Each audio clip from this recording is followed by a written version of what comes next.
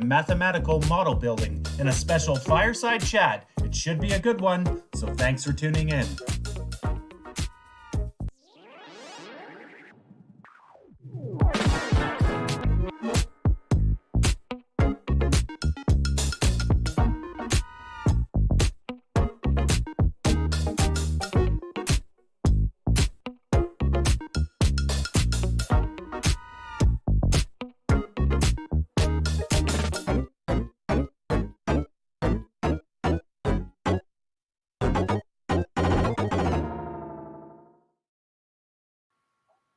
Welcome back to Steve and Friends.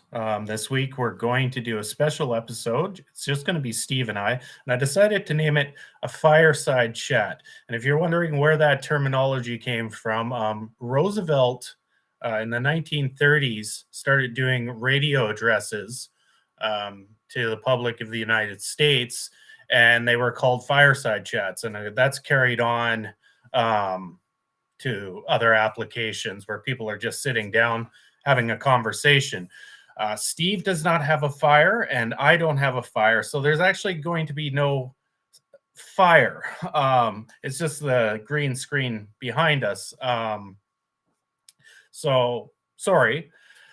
What we're going to do today is system dynamics with Minsky. We're going to cover a model, a bunch of models actually put together that Steve has done in the past. So the Goodwin cycle model, adding his debt aspect to it. So that would be the Keen-Minsky model. I've added a few other things like government spending, put in the Godley table, so we can kind of look at it on the MMT perspective as well. So I'll share it. He will talk about it because he knows a lot more about economics than I ever will, and he's able to describe it a lot better than I will ever be able to describe it. I want you to hit the like button on YouTube if you're watching this and subscribe, and do it within the video you're watching. That's really good for the algorithm. It helps us get more impressions out to more people so we get more viewers. Also, comment in the chat section. We're more than happy to answer questions. If you're watching this on Twitter, make sure you like and retweet it. I'm going to bring on Professor Steve Keen now. Steve. Hey, Ty. Hey, mate. How you doing? Well, I've run out of wood for my fireside's a bit depleted, but apart from that, I'm doing fine. Much better than last week. I was still in the middle of that whatever cold I got. The scamdemic. No, I won't. I'm sorry. It's not a scamdemic. I know people who've died from it. So forget that particular comment. So I'm doing much better. I didn't get COVID, thank Christ. Whatever I got was a minor cold. But having not had one for 3 or 4 years, it hit me rather badly. So that's enough of the background for me. I'm doing fine. Right. So I'm doing that. So this week I've got 3 hats on. I'm going to be hosting, I'm going to be producing, and I'm kind of a guest with you since I like system dynamics. So I hope the audience bears with us if I'm a little bit slow bringing up the screens. But we'll give it a shot here. So I'm going to launch my screen, and we're just going to go right into the model. And Steve, I'll get you to kind of tell me where to go, and we'll see how it goes here. Okay, bring it up. Yep. Bring it here.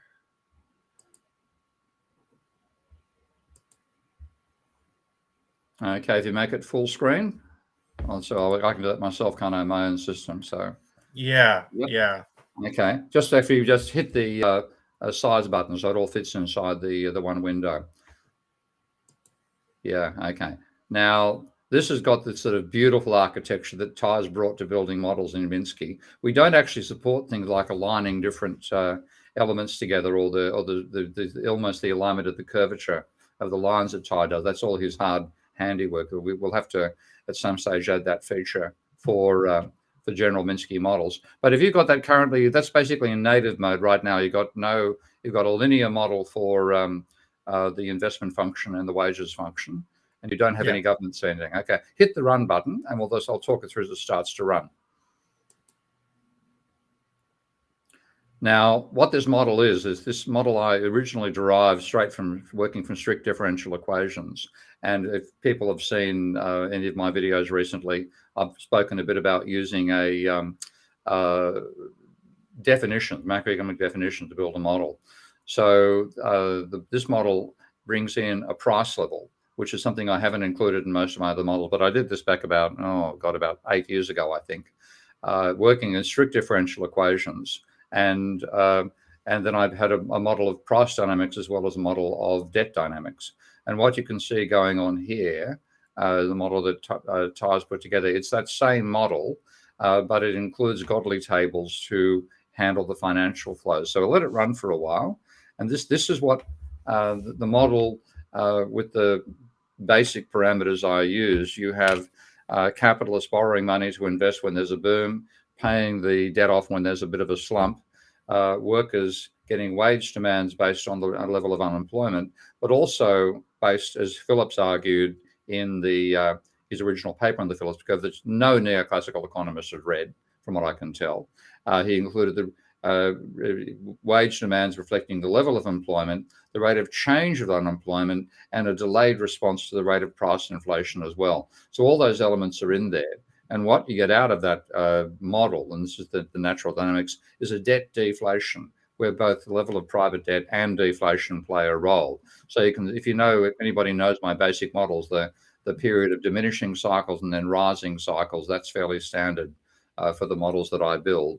And this is a complex systems manifestation of instability. But as it goes on, what you're going to start seeing is inflation, which is in the middle graph there, the orange one, having serious bouts of deflation.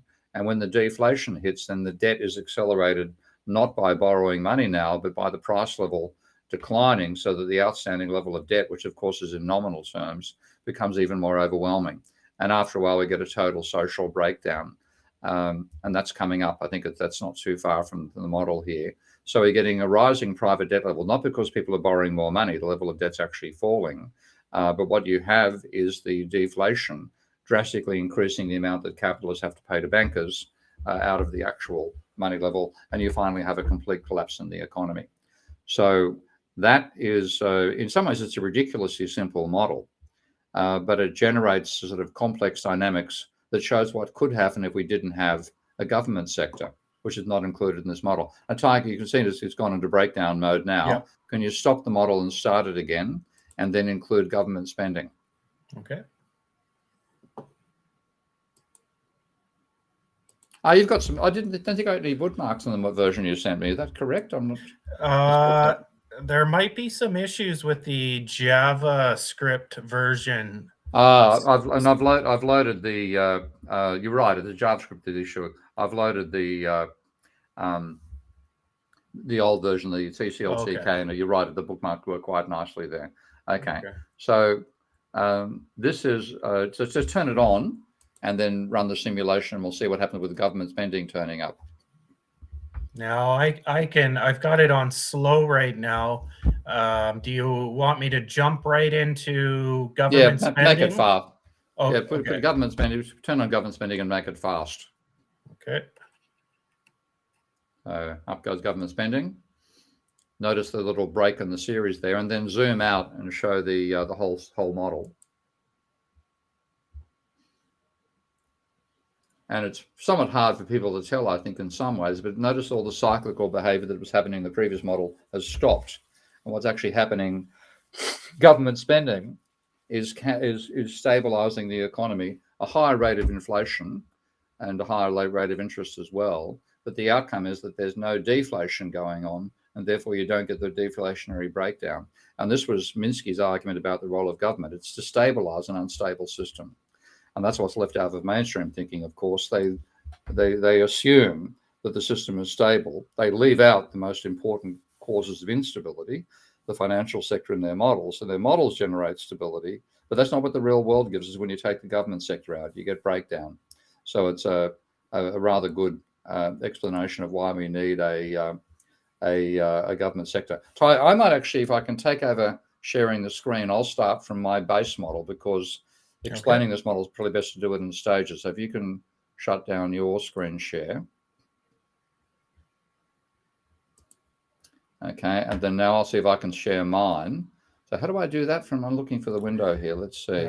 Should be at the Share underneath. screen. Share screen, yeah, got that. Okay, so I'm going to go up to my big screen here. I hope it works okay. Let's see.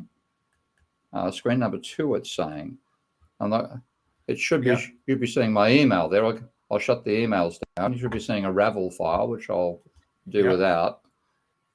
And Tableau now, I'm currently comparing. I'll shut all those down. You should just be seeing a blank screen now, except for my screensaver. But now I'm going to load, I think this is the one here. Okay. So I'll drag this up. Tell me if you see, hang on a second.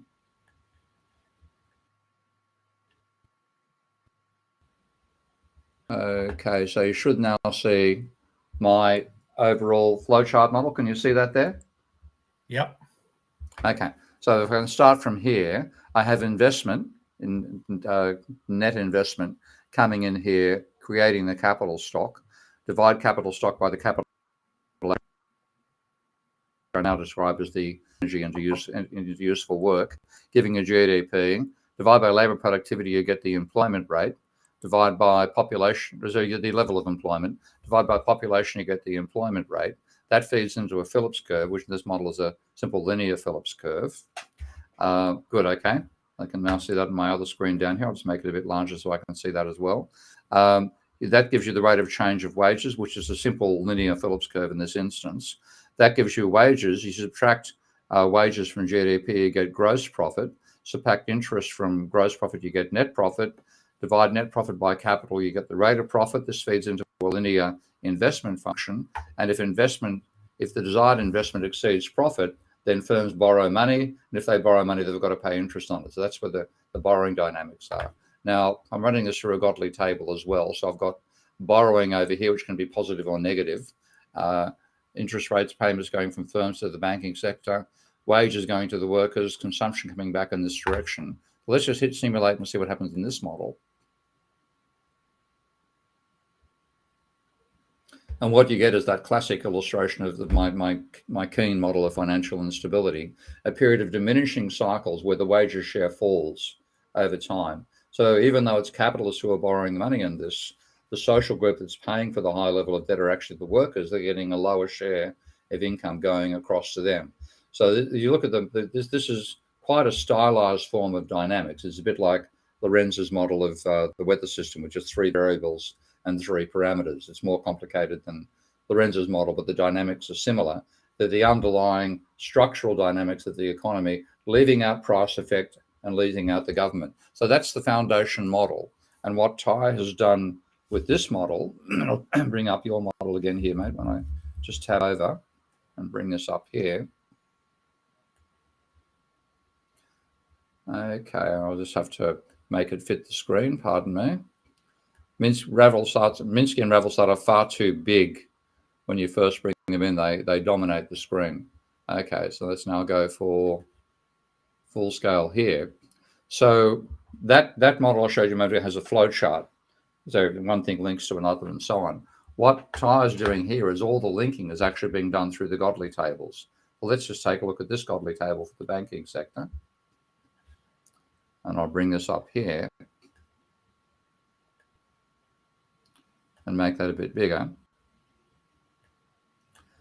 And now what we're seeing is, let's just say net lending. So the borrowing of money is now occurring through the Godly table. The payment of wages is occurring through the Godly table. Workers' consumption, bankers' consumption as well, which are things which are implicit in my model, but not explicit. Minsky lets you make them explicit here. And then you have taxing of profits, taxing of workers. So you've broken that down in 2. That's pretty cool. So the model itself becomes much simpler in some ways. You have monetary transactions here, and investment, wages and profits. And what you've got is investment to capital to output to labor. That is effectively like the flow chart in my larger models. I'll just zoom in here and show that now. So what you have is real investment, okay? Minus depreciation becomes real net investment, which is then added to the capital stock to give you the level of output. Again, here's the divide by capital output ratio to give you output in real terms. Divide by labor productivity to give you employment. Divide by population to give you the employment rate. But what Ty has added in here, and this is what I developed in strict differential equations back in 2014, 2015, is I have a price level. And you have, as well as getting real capital value, you get nominal capital value. And that nominal capital value then gives you a nominal price level as well. So you can now have price dynamics affecting both the valuation of capital and the value of outstanding debt. So this is one of the advantages of Minsky over other system dynamics programs. We don't have to use the flowchart logic. We can break it down into segments. Here's wage formation, and wage formation, wages and profits. There's a nonlinear investment function, a nonlinear wage function feeding into this, and government spending turning up as well. So it's possible to break the logic down into small bits. Here's the investment function, which again I had tied into the overall framework. And you also have the capacity in the model to have linear and nonlinear functions. So I'm just going to quickly, at the moment I've got no government spending. This is the base model. And I'm just going to run this and bring up, let's take a look at the, hang on, why did that stop? Oh, that's running now, okay. Interest rate, and notice how high the interest rate is, 20%, and the inflation rate, 10%, coming down, but they start off quite high. If I then add in a government sector on this model, which stabilizes everything, so I've turned the government on, now I run the model again. Now you get sustained high interest rate and high inflation rate out of that, quite unrealistically high. But that's partly because we're working with linear functions for the investment level and the rate of change of wages. And one thing which is strange about nonlinear models is the nonlinearity that matters is actually the structural nonlinearity. Wages multiplied by employment is a nonlinearity. But nonlinear functions don't actually give you the behavior of the model. What they do is they restrain the behavior of the model so it stays within realistic bounds. Because if you have a linear function relating workers' wage changes to the employment rate, then a high rate of employment causes a high rate of wage change, but a low level of employment causes negative wages, very substantially negative wages. Now, in the real world, workers don't accept massively negative wages, so by wage change. So having a nonlinear function actually reduces the volatility. So I'll just actually go to that set of bookmarks here. Let's see the control panel. And I need to zoom in here. Let's now have nonlinear functions on. Go back to the full screen mode and simulate. And you get, as you can see, a much lower level of interest rates and inflation coming out of it. You can see the inflation rate starts off very high, as does the interest rate, but they come down a lot more. I've got government spending on in this situation as well. Let's just turn it off. So we start with a pure government model. So I turned off government spending, but I have nonlinear functions now.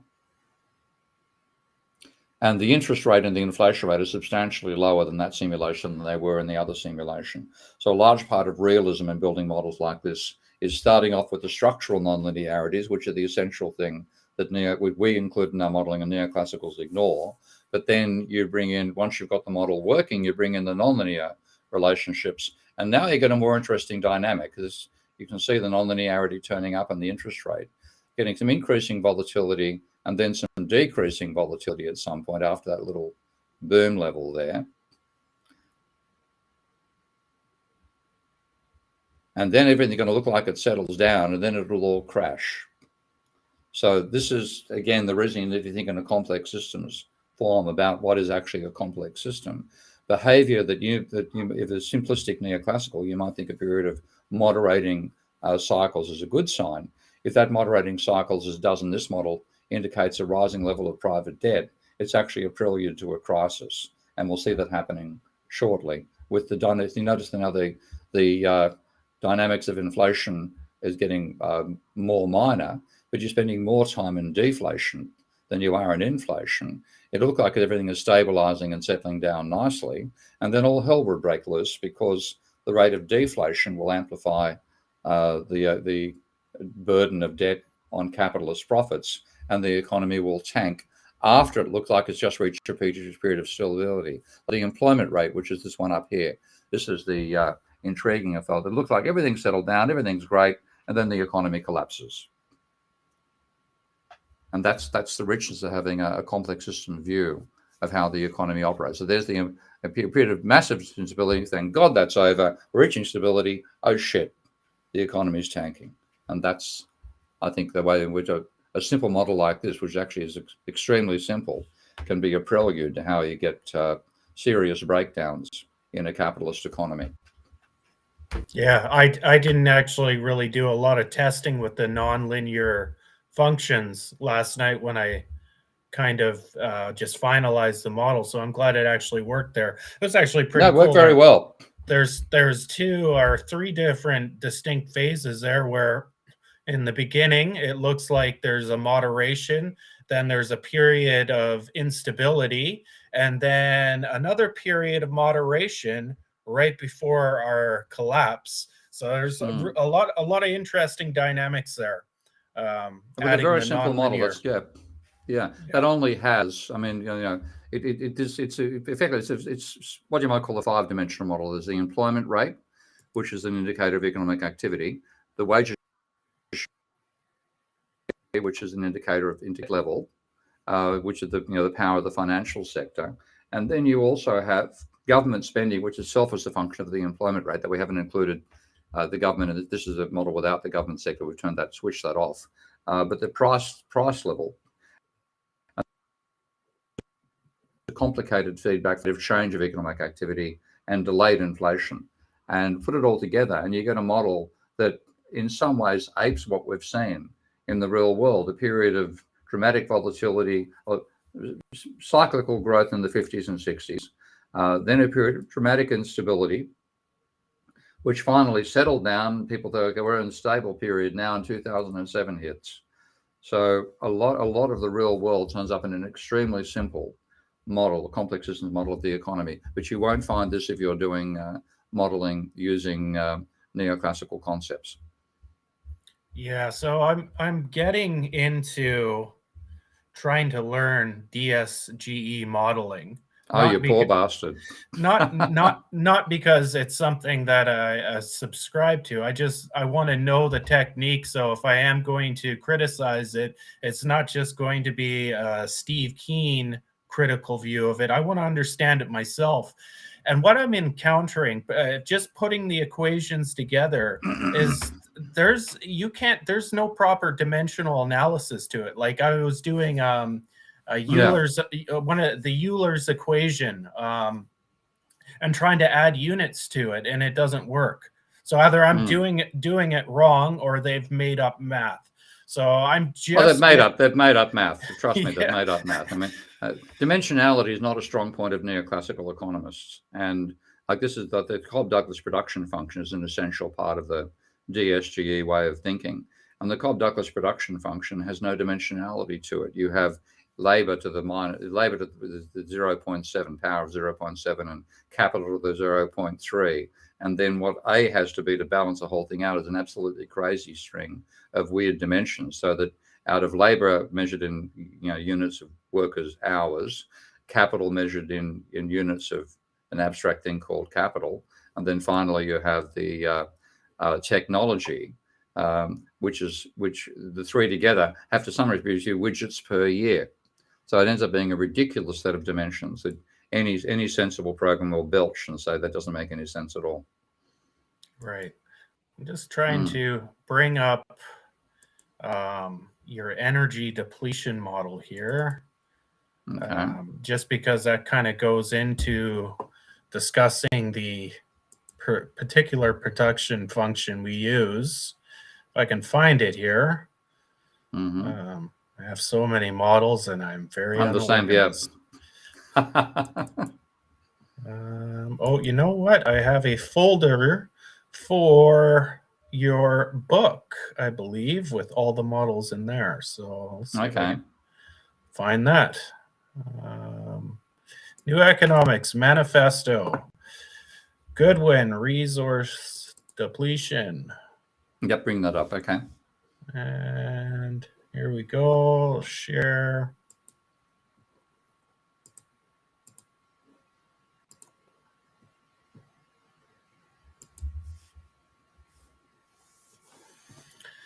So maybe you could just kind of describe some of the equations going on here, relating to how you have energy as an input, where it Yeah. is ignored by mainstream economists in their modeling. Yeah, fundamentally, and this actually came out of work with Matthias Criselli. Matthias insisted I was going to do a multi-sectoral model because I thought as soon as you bring energy in, you have to have the idea of consuming goods as well as consuming energy. So you got at least physical goods and energy, so at least a two-dimensional system. And Matthias said, no, we've got to produce a single-dimensional model. I thought, oh, bloody hell, okay. But in fact, of course, like most of Matthias' advice, it ended up being very useful and very sensible. So this is actually a single commodity model where the inputs and the outputs are effectively energy. So what you have is a source of energy, which of course might be in a form that's not useful, but what the machinery does is turn it into a useful form. And then there's a notional conversion of energy into machinery in the whole argument. But the main thing that's coming in is that energy is being used to produce output. So capital enables you to take that energy and put it into useful form. There's a more complicated model still involving three inputs. So you have energy, actually it's two or three.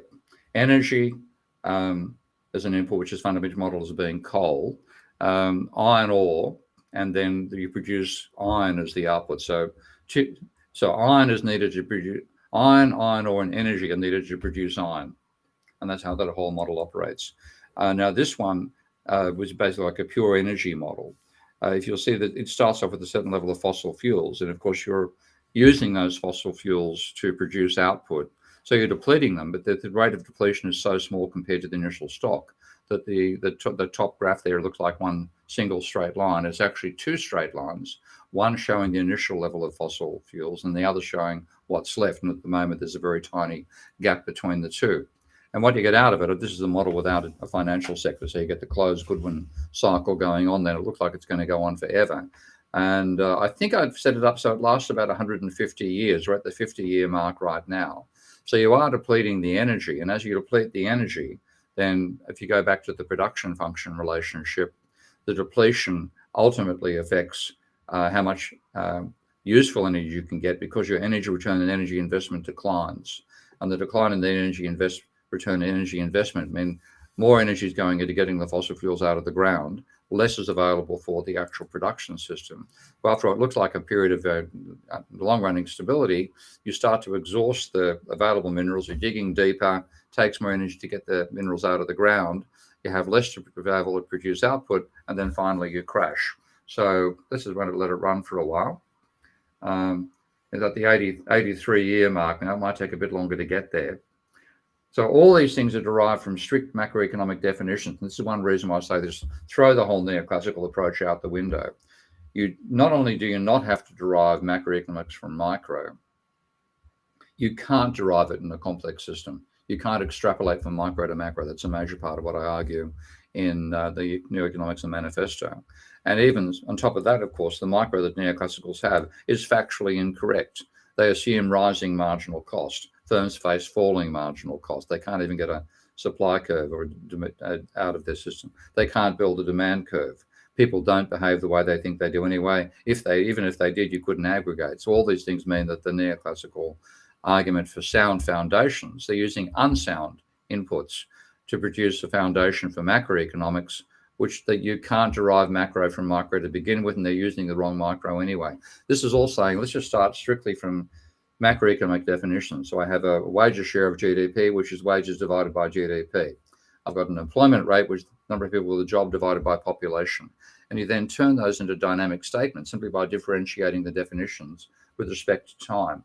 And then out of that, you have, if you simply put in very simple relationships, not the complex nonsense about forecasting the future that neoclassicals do, but a simple rule of thumb attitude for workers towards wage demands and capitalists towards investment, you get the sort of cyclical behavior we see in the real world, not again the abstraction the neoclassicals make of a stable system.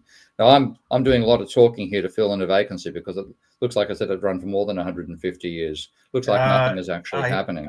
As I recall, no, it's happening. I'm looking at the depletion here. Yeah. It's going to start going here really fast. Yeah. I think And it this was is one of the this is one of the dangers of thinking as people do linearly about an exponential system, because looks absolutely fabulous. I mean, what are you complaining about? Your depleting rules is big deal. There's so much left over. We won't possibly run out of it. And then all of a sudden there's a holy shit moment. You get about 10 years cycles and the whole thing collapses. So I may have set this up so it ran for 250 years, because if you look at when Smith wrote The Wealth of Nations, 1776, it's about 250 years ago. So here we go. So you can, that's a good thing. Thanks for that, Ty. You're still pretty much running one is over the other. You can't see the change taking place. We get past the 200-year mark. This is like 1976. Whoop. And then suddenly, sorry, what happened there? Sometimes on the new version, the mouse or the scroll bar gets. I see. You hit the scroll bar by accident. Just hit the Yeah. maximize button. That should bring it back again. It's kind of stuck in an up scroll right now. Oh no, okay. But we're talking live and people can't see what we're talking about. Yeah. Let's see if we can get there again. Hit the. Yeah. Here we go. Oh, okay. Okay, there we go. So you're still going 192 years. Now don't go past that point. Leave it there. You can now see that the phase diagram is starting to get wider. So some of the dynamics of running out of fossil fuels are now turning up. This is like the 1970s. And all of a sudden, bang, you see the gap between the two. It actually began much earlier than you realize, because the scale effect was making it impossible to see the divergence. And now you have a collapse. You can see the wage employment cycle over here. You get about, each of those cycles lasts about 6 years, I think. So you get maybe 30 years of some sort of cycling demand. And then finally you run out of fossil fuels and bang, it's good night economy. So that very is, nice. I always like that model. I've included it, the energy aspect, in the larger model I'm building, because I think it's important. The Iron Giant model is also, I think, pretty important, having, separate sectors of capital. Still trying to work that out in my mind, how to really create the endogenous feedbacks from it and conceptualize that a little bit further than what you've done. I guess I might as well bring up that model. Let me just find it here. Oops. Open.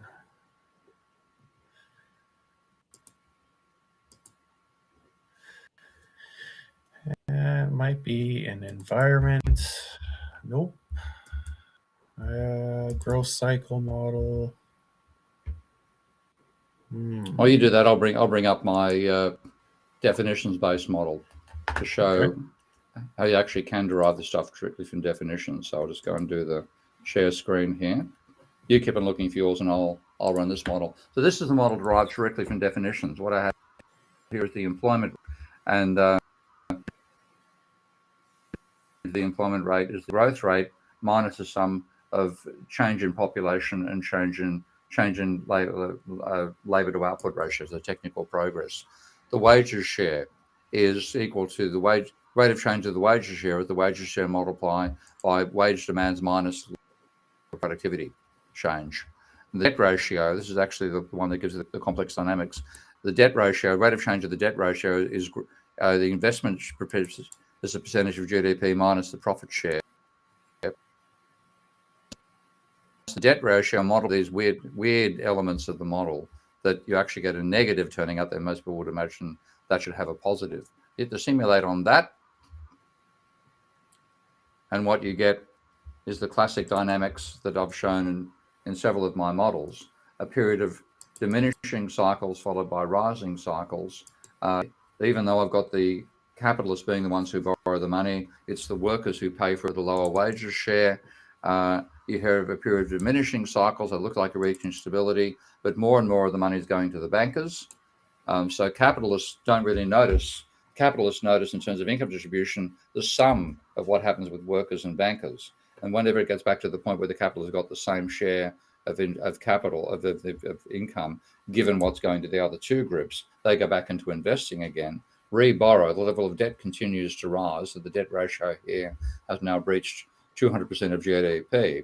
And that diminishing cyclical behavior that occurred earlier now becomes rising cyclical behavior as the income distribution shifts more and more away from workers and towards bankers. So each time when you go into the finals crisis, what's happening is early on, because most of the money is going to workers and less to bankers, when there's a downturn, the workers accept wage cuts. That restores the profit share more rapidly than it does when there's a high level of debt, where you end up with the high level of debt, meaning because of the interest rate, most of the money is going to the bankers rather than to the workers. And it's much harder to reduce the debt level than it is to reduce wages share of GDP. So ultimately, the cyclical behavior takes over. Workers' wage rises turn up, adding to the conflict between the financial sector and the industrial sector. And then ultimately, with the boom going on, with the borrowing that goes on with the boom, capitalists borrow too much to pay back. Workers' wage demands falling out enough to make the whole thing stabilize, and you get a breakdown in the overall economy. And this is, again, it took me, in terms of doing the mathematics to derive this model, working with just pen and paper and differential equations, maybe 30 minutes, maybe a day, maybe an hour to write the models. And this is generating much the same stylized dynamics we saw in the real world. What was called the Great Moderation, which neoclassical thought was a great thing and took the credit for, was actually the prelude to this sort of breakdown, which is what we're going through now. So, Ty, have I filled in enough time for you to find what you're looking for? No, actually, I cannot. Okay. I cannot find where I put it. If I don't know if I filed it away. I have quite a few different versions of that model you did. Okay. And I don't know where I put them. Okay. Well, let's see if I can find it. I've got to look on my own machine here. I think I put that in my funding because it was paid for by the National Institute for Economic and Social Research in the States. So I've got to go to UK, NISR, let's see, sustainability, and then we have all these models here. Let's check and see. Collaboration 2020-08, I think it's going to be there. Nope, I'm wrong. Go back up again. Check and see. There's Tim's model there, the no way out model. I was going to check. It didn't matter. And here we go. Iron Giants. There we go. Okay. And that's before I finished it. So I'll go back and see if I've got a more complete model that I manage without units. Okay. You do better work on using units than I managed to do. But that is actually quite simple when you look at it. This is the reduced form version of that model. So I have, let's have actually run. I haven't looked at this for ages. So you get a closed cycle coming out of it again. But what I've got here is all the factors that are relevant to this is output in terms of minerals. I've got output in terms of energy, capital in terms of energy. So what it actually, as complicated as it turned out to be in terms of deriving it, the actual outcome was quite simple. It was another version of the Goodwin model.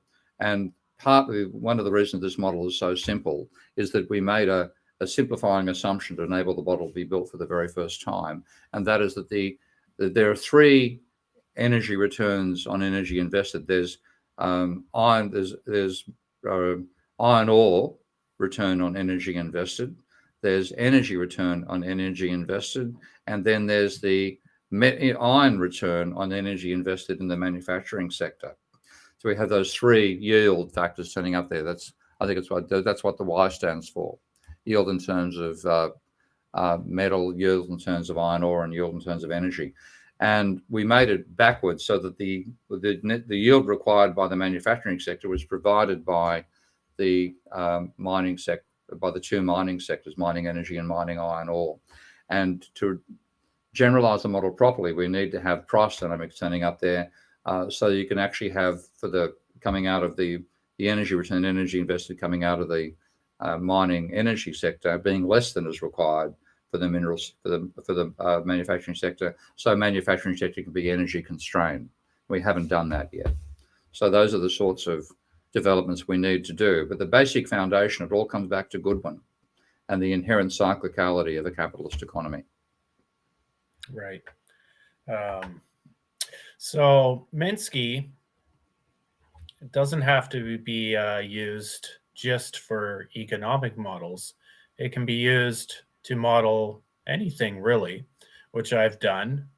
I guess I'll show that. I was thinking about showing Tim's model, but he's going to be on Okay. next week, so maybe we'll save that for when he's on, so he can give a description here. I'll bring up the World 2 model. This is something I replicated from the World Dynamics book by Jay Forster in 1971. So there's no godly tables in this model because it's not a financial model, but you can use Minsky just like Vincent if you like. And of course, it has its own flavor. I'll see if I and my bookmarks aren't working in this model, but kind of zoom in here. And so Steve uses actual mathematical equations for his functions. In the system dynamic community, what's really popular is using table functions. So you have an input number and it produces an output number. There's lots of ways you can do different functions. So that's what these tables are. And I'm not going to go through the model itself. I'm just going to run it and just show. Hit stop and restart. Yeah. There we go. Okay. Starting to see at 1900. You have to tell me how you did that. That's cool. Oh, so that's in the options, is it? It's in the options. So you start at 1900 and you end at 2100.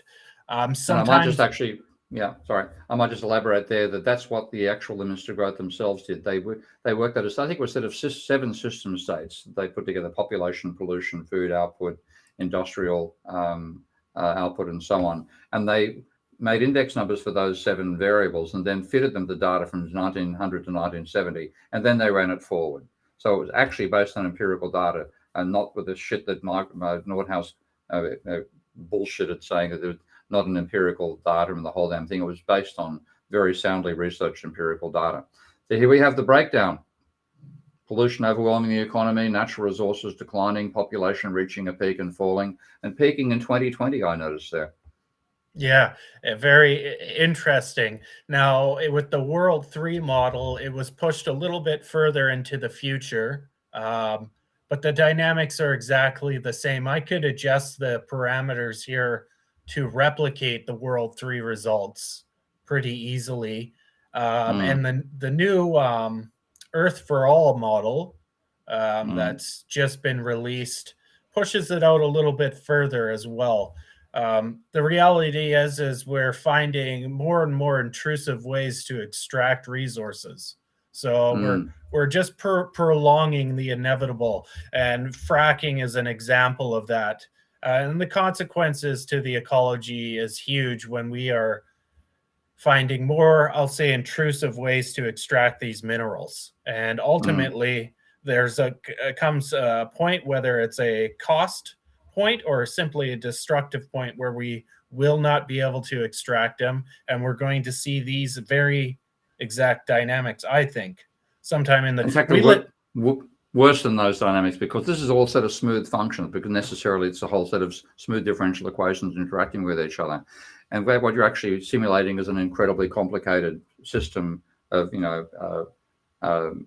many different forms of pollution, many forms of industrial output, many forms of natural resources, and you're fragmenting the whole system. So what we're going to see, like what they call the Seneca effect, you get a smooth upwards cast and then it all falls apart very rapidly in a very fragmentary way. So the smooth upward part till we hit the crosses, I think that's quite realistic in the model. The unrealistic bit is the breakdown will be much more disturbing and fragmented than we're showing in the smooth declines in those models. But the actual basic principle that you shouldn't reach the limits to growth, we're learning it the hard way, courtesy of neoclassical economists trashing this fantastic research. Yeah. I believe, I believe in the 1970s when they produced this model, we had a way out. We Um, did. We could I have maybe don't. we could have survived. I see so many roadblocks, and I have debates about this on Twitter. I don't see us having a good couple decades ahead of us. Anything but disastrous couple of decades. We So we have gone overshot so far, I think, that even trivial ideas about reducing, the rate of consumption, that's not going to help. Really, this sounds harsh, but I think our population has to go down by about 4 or 5 billion people if we want to continue the lifestyle that we have now, or we change the way we live. We missed our chance back in the 1970s. well and Um, truly, and largely thanks to economists. The economists got us there by ignoring the dangers. They've got an algorithm here saying Alberta Tower burn half the extracted energy on site just to get the other half into the Keystone Pipeline, and that's the sign of a declining energy return and energy invested, and that's exactly what's going on. Just for the sake of being slightly more cheerful, Ty, I might actually show one more model here, and again okay. illustrate the use of Minsky to demonstrate any model whatsoever. This is Lorenz's model, and this is the first mathematical, or in that sense, manifestation of chaos was done by this model in 1962-63. We knew about chaos theory and complexity right from 1899 with the work of Henri Poincaré when he solved, but nobody, that was an incredible advance by Poincaré. We've got forgotten because we couldn't actually manifest it. But what Goodwin was, he's a mathematical biologist, a mathematical meteorologist, pardon me. And he, at the time he wrote the model, meteorologists were either doing pattern matching, so days in the past that look for tomorrow is the fourth day from that previous pattern. And they're also doing linear models, so linear combinations of temperature, pressure, rainfall levels, and so on, and predicting on that basis. And he said, look, the weather is fundamentally nonlinear.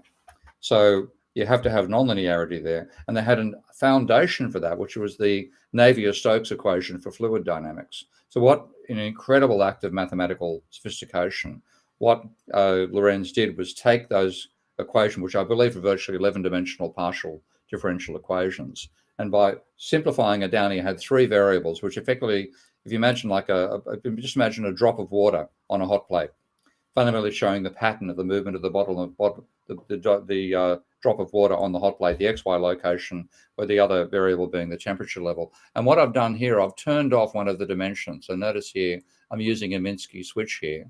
So this is saying the X dimension, so that's the horizontal rather than the vertical location of this drop of water on the hot plate. You can turn it off so it doesn't change. And then you can just, when you hit the 3D variable here, you can flip it on. And you'll notice when I do that, hang on, that's what's happening. Okay. You notice this little marker here moves to show when it's on and when it's off. It's one of the features I insist upon is graphical feedback in Minsky. So I'll turn it off here and we simulate, and what you get is a system that cycles towards stability. So here's the butterfly effect. You can see the cycle zooming in, and it's heading towards one of the three equilibria in the system, and it'll converge there if I let it continue. I'll let it go a bit longer. So two-dimensional, it's stable. I think I'm going to go back and restart it and turn on the 3D because it takes too long otherwise to see the dynamics. And now it's 3 dimensions, and this is what you get.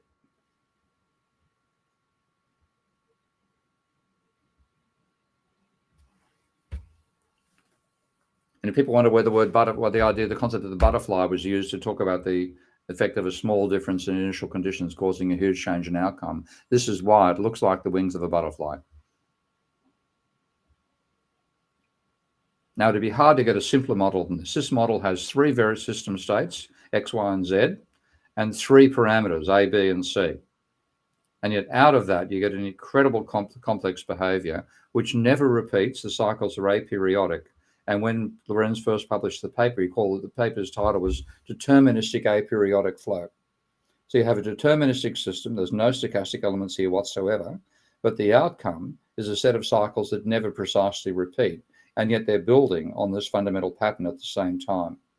So it's the beauty of this model is just superb. And if only economists had behaved like meteorologists. When Lorenz first explained this, he convinced the entire meteorological community, yeah, we've got to have nonlinearity in our models. Let's start building systems, partial differential equation models with nonlinear relationships between temperature gradients and rainfall and so on. And bang, that's why we have such accurate weather modeling these days, even though we've stuffed up the climate in the meantime by ignoring what we're doing to it, courtesy of what the economists told us not to take seriously. And this is what economics should have been. We could have got there 50 years ago or 60 years ago with the help of the climate scientists, and we did not do it. I love that model. That's beautiful. I used it because Minsky doesn't support any stochastic functions yet. I actually used that in my pandemic model, just to add the element of randomness. So, one day, 20 people might become infected, and we're in an exponential kind of growth phase, just to add some realism. So the model could be used as a flight simulator. I added the Lorenz equations, and if you just chart the Lorenz output through time, it's a squiggly line, a random up and down. So it worked great. So, mate, I don't know if you actually know this. You probably do, but what we call random number generators in mathematical programs and actually the computer hardware, they're actually simulating highly nonlinear systems. They're deterministic, and you sample at a different rate, and then you get pseudo random numbers. That's what they're actually called. Did you know that you did that? That was the case before you built this. Use that trick? No, I just wanted randomness. I hadn't I'm still learning mathematics, up until this day, and learning computer software, system dynamics, agents. So I didn't understand what I was doing, other than I needed a clever way to introduce some sort of randomness to it. Your cleverness was perfect, because your intuition was to do what computer programmers themselves did, to generate pseudo-random numbers, which is use a chaotic system and then sample it at different rates. Yeah, so as I understand it now, looking into it after the fact, it's essentially the pseudo-random number generator on a computer. The only difference between what I did in Minsky and how it's done in software is that there would be parameter adjustments. So your initial conditions, you just change each time to generate that random number. It would be interesting if I could put a Lorenz onto a Lorenz and change the parameters randomly. That'd be fun. Well, there are different stability states for the Lorenz system as well. That's only one of the many outcomes you can get depending on the parameter values you use. Because there are three equilibria. I'll bring back my screen again and quickly talk to this as we finish out the show. And all of a sudden I've got a tickle in my bloody throat as well. But there are three equilibria. 0, 0, 0, which you can see down about, let's see, the 0, 0 here. That one at the equilibria, you see, because you've got a three-dimensional model, you're getting like three elements of a cube. We're looking at projections onto three sides of a cube. So there's 0, 0. We have 0 down and 0, 0 about here. So one equilibrium is there. It has they've all got three eigenvalues. This is the math speak about whether it attracts or repels. And this one attracts along 2 and repels along. So it's got three real eigenvalues, the larger one of which is positive, 2 negative and 1 positive. Then you get these two here. There's an equilibrium right in the middle of these two cycles.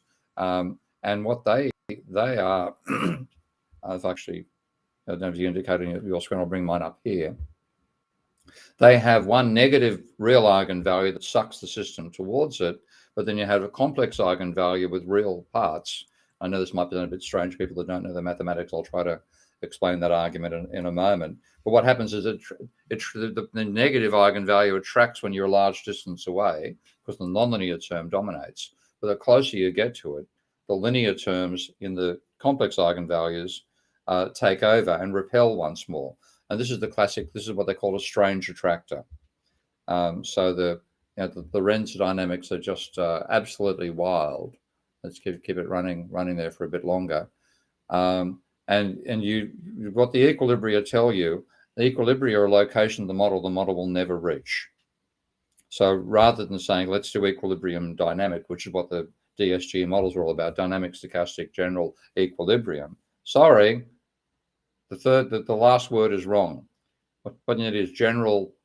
You need dynamic stochastic general dynamics, not equilibrium.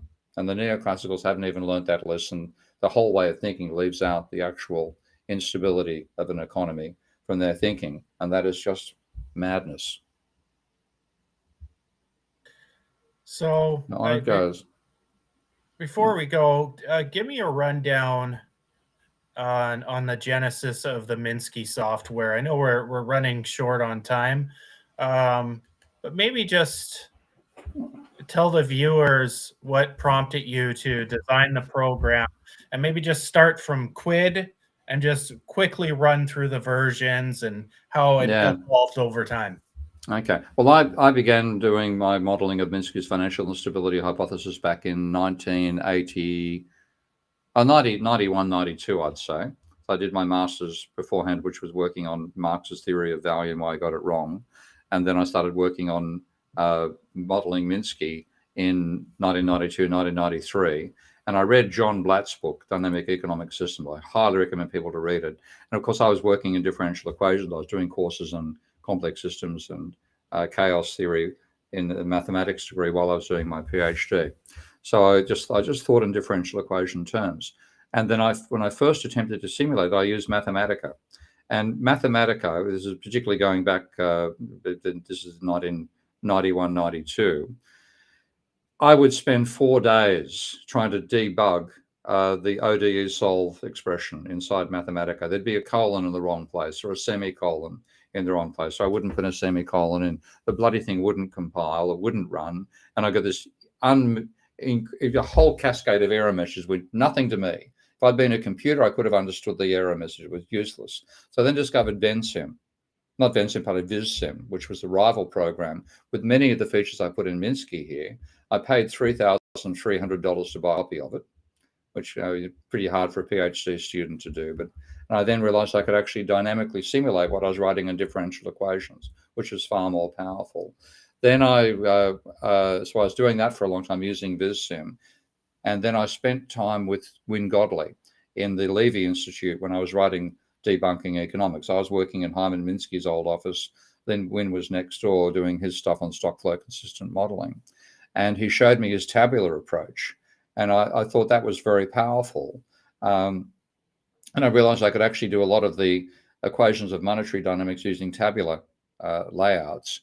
This is also when I read Graziani, and Graziani talked about how money is a promise to pay between when we transfer money from one person to another to justify a good going in the opposite direction. We're transferring the bank's promise to pay from the buyer to the seller, and that was incredible insight. So I realized I could use the vision of a triangular nature of exchange, with the bank being essential, the buyer and the seller as customers of the bank. And so I started building something like Godley tables in MathCAD using its symbolic logic. So I could then put a set of tables in, and the tables would generate differential equations for rates of change of debt and bank accounts and so on. And then I realized that I wanted to combine that with a dynamic system. So I approached the Institute for New Economic Thinking in 2012 for funding. And I said if you gave me, I think it was the amount of money they gave me initially. I think I asked for $250,000 and said I could do a standalone program, or half that, and I could do a mathematical worksheet that did the same thing. And they gave me half the amount of money and said, do the standalone program. So that's when I got in touch with Russell, and we did as much as we could manage on $128,000, which is not a lot, to build the first version of Minsky, including the Godley tables. And then it's evolved from there with the main thing that brought it to the level of sophistication now is the funding I got from Friends Provident out of the blue to enable me to make it much, much more user-friendly, much, much more accessible. So that's the long story of the gestation of Minsky. Nice. Hmm. I have a question here from Douglas. Now, Douglas has his own little well, it's actually quite actually entertaining. It's a medium-sized podcast that I sit and comment in. So I want to make sure we Hmm. try to address his question Okay. here. Going back to the energy model, what does disasters look like over the next 50 years? Greater by future, I cannot speak right Bifurcation. now, Bifurcation. of wealthy versus poor, or 2007 2008 style collapse that never ends. More the latter than the former. I think actually it's going to happen. The wealthy are going to come plunging down because the wealthy means you're benefiting from the incredibly complex economic and financial and production system that we take for granted when we go shopping at a supermarket. You know, for me, pig comes in plastic containers. Okay. Um, if you're back in a third world a village, a pig walks around on four legs past you, and if you need to eat it, you can chase it and kill it and eat it. So in that sense, because there's less distance between the people themselves and the food system, I think the third world's going to do better out of this clash because it's not as fragile. Okay, it's more robust with shorter production scale, a shorter distance from food production to consumption. The West, I think, will have a catastrophic breakdown, and this is the real danger that we're going to lose. We're going to create a crisis by using too much energy, and the crisis, the breakdown that occurs, will probably have us trying to use too much, even more energy to make up for the breakdown. So I expect a cascade of breakdowns. Which one strikes first? A global famine is quite feasible if we have a breakdown in the climate for growing wheat and corn in the northern hemisphere. That's one potential outcome. Another is a ozone hole depletion. That's the work of James Anderson from Harvard University. That's probably the scariest of all. If we lose the Arctic summer sea ice, he claims that will lead to a breakdown of the ozone layer. That'll mean life in the northern hemisphere in particular becomes impossible, which will do something to affect the population decline you were talking about earlier.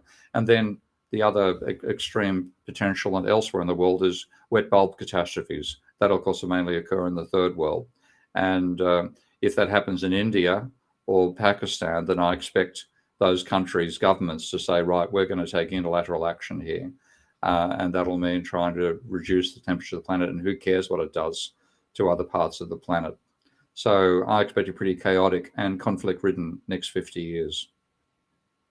Well, so I'm gonna plug Douglas. I'll plug your YouTube channel. It's Douglas MMT Macro Trader. He does a live stream. He mixes MMT and equities, market, and stock trading. It's actually pretty interesting. Douglas, I expect that you plug us back on your next show, the Steve Keen and Friends show. I expect that now. Um, so, anyways, what else do we have here? I think we're running out of time, so we didn't get to a lot of questions. And to be Mm. honest, I just want to geek out with system dynamics this week. I'm not really a host or anything like that. I'm just a geeky You're guy. getting better, mate. You're learning just by sheer practice makes perfect. So you're Yeah, getting better at it. I'm just a geek.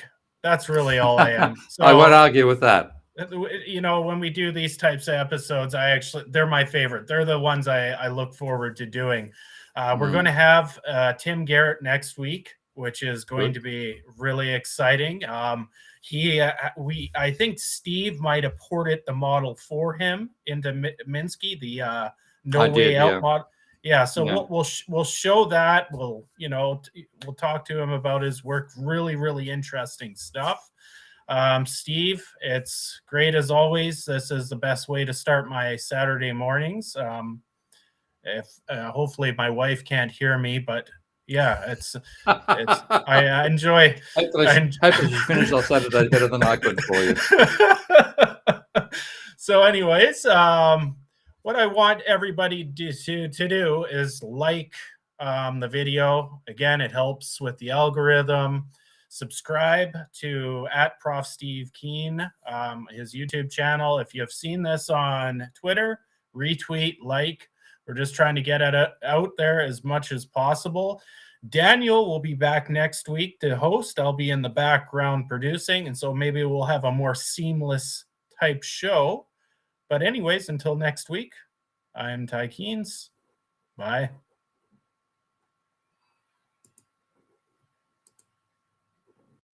We did it again. Now, as I said, our last show was canceled after you appeared on it, so fingers crossed the executives don't do that again. The more I read in the neoclassical thing, the more I just, I'm scratching my eyeballs out all the time. The voice of God in the background. Oh, geez. Once the coins get warm enough because of your body temperature in the winter, it actually keeps you moderate beer drinking in the evenings. Wow, that's inspiring for a Saturday morning.